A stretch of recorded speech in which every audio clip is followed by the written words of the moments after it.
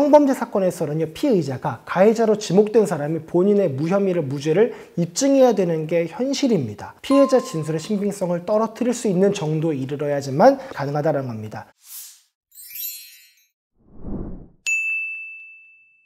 네, 안녕하십니까. 형사전문 변호사 용성호 변호사입니다. 오늘은 성범죄 사건에서 무죄를 주장해 볼 수 있는 딱 3가지 경우 한번 말씀드려 보도록 하겠습니다. 수많은 상담을 진행해 보면요, 많은 의뢰인들이 공통적으로 한 질문이 딱 이겁니다.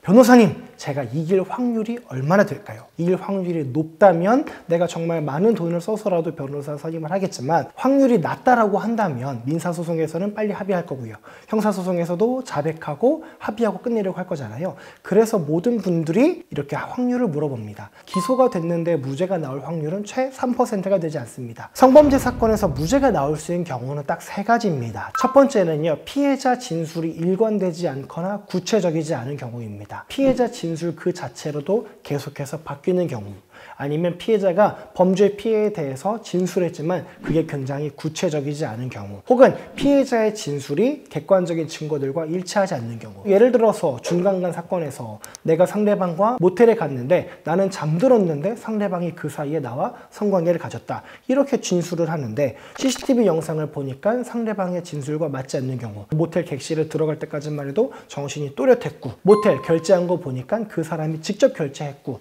나올 때도 보니까 서로 팔짱 끼고 나왔고, 이런 증거 자료들이 있다고 한다면 피해자의 진술의 신빙성이 없다라고 할 수 있겠죠. 두 번째 경우는요, 피해자 진술의 신빙성이 있고 이걸로 끝나는 게 아니라 피의자 진술을 강화할 수 있는 객관적인 증거가 있어가지고 피해자 진술을 무력화시킬 수 있을 정도에 이르렀을 때입니다. 아까랑 조금 다르죠. 피해자 진술은요, 신빙성이 없다, 그런 무혐의가 나올 수 있어요. 그런데 피의자 진술은 내 말이 신빙성이 있다, 그것만으로 무혐의가 안 나옵니다. 피해자 진술도 신빙성이 있고 피의자 진술도 신빙성이 있는 경우라고 한다면요, 그 자체로 곧바로 무혐의가 나오진 않거든요. 왜? 피해자 진술이 믿을만하니까. 성범죄 사건에서는요, 피의자가 가해자로 지목된 사람이 본인의 무혐의를 무죄를 입증해야 되는 게 현실입니다. 내 진술이 신빙성이 있습니다, 믿을만합니다, 끝. 그게 아니라 내 진술이 믿을만하고 내 진술을 객관적으로 뒷받침하는 수많은 증거들이 있는데, 이런 것들을 살펴보면은 피해자 진술은 모순됩니다, 거짓입니다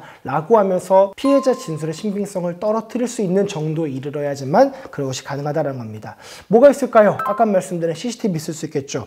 두 번째, 주변 사람들의 진술도 있을 수 있겠죠. 두 사람이 원래 서로 호감이 있었습니다. 두 사람이 그때 술 마시긴 했는데 여자분이 그렇게 많이 마시진 않았었는데요, 취한 것처럼 보이지 않았습니다.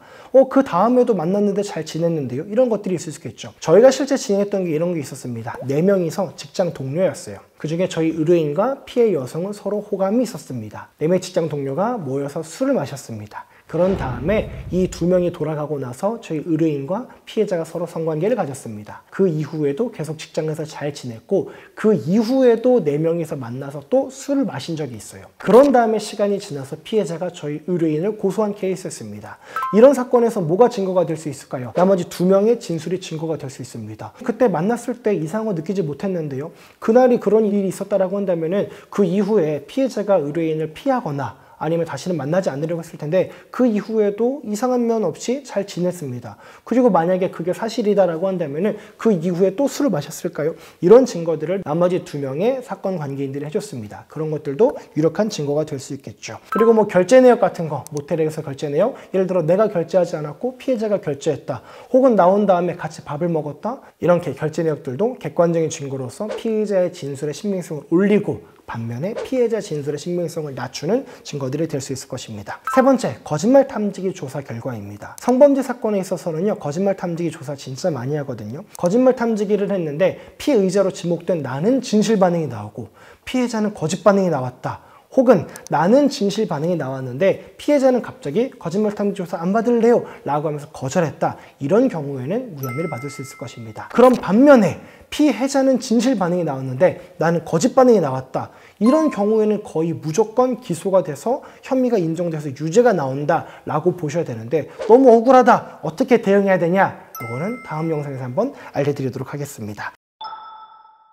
많은 성범죄가 피해자 중심으로 돌아갑니다. 피해자가 말이 믿을만하다라고 한다면은 혐의가 인정되는 경우가 많고, 혐의가 인정이 되면은 거의 실형이라는 중환형에 선고된 경우가 많습니다. 그렇기 때문에 시작하기 전부터 나 이거 그냥 혐의 인정하는 게 나을까? 내가 무죄 주장해도 되나?